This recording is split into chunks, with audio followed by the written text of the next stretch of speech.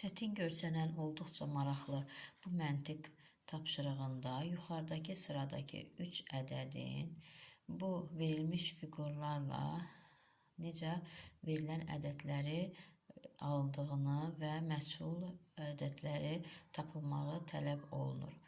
29 kvadratla birləşəndə bu sıradakı ədədləri əmələ gətirilməlidir və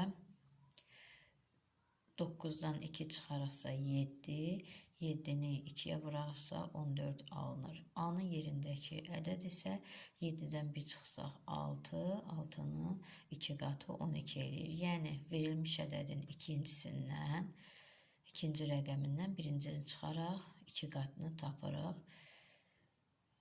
Sonra yuxarıdakı 29-un dairə ilə birləşdirdikdə B-ni, 39-u və 24-ü necə əmələ gətirdiyini tapsaq, deməli, 2 ədədin cəminin 3 qatı həmin sıradakı ədədləri alır. Yəni, 2-nin üstə 9 gəlsək 11, 11-in üstünə 3 gəlsək, 11-i 3-ə vursaq 33 edir.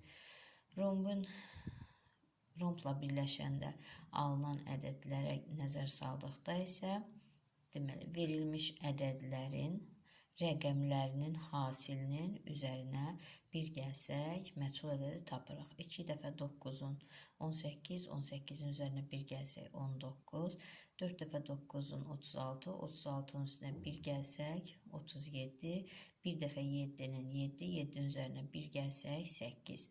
Deməli, məchul ədədləri tapdıq, onların cəmi isə 82 edir.